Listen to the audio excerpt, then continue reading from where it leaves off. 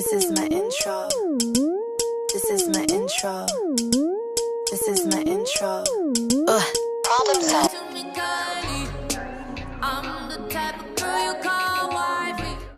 So what you only need here in this DIY is, of course, a long hoodie where you can make it a dress, because if it's too short, you cannot make it into a dress.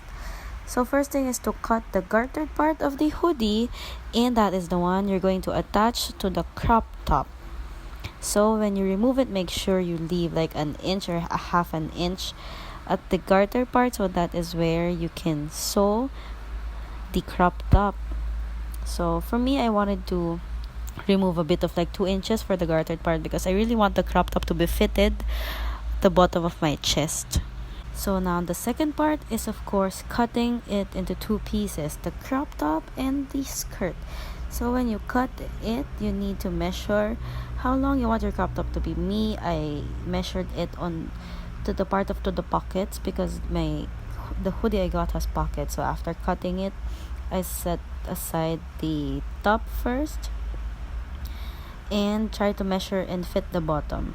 So but before that, you have to attach the gartered part to the crop top. But of course, when you made the gartered part smaller, of course you have to align the length of the top part to the gartered part. So gather the sides before sewing it.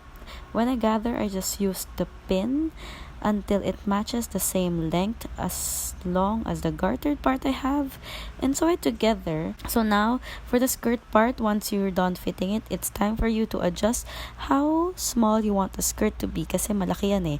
Hindi naman fitted yung hoodie sa skirt part. Syempre parang nakadress na straight cut yan. So what you have to do, you have to decide if you want it nabawasan sa harap or sa likod na part. Ako sa harap ko siya binawasan para mapagitna pa rin yung pockets.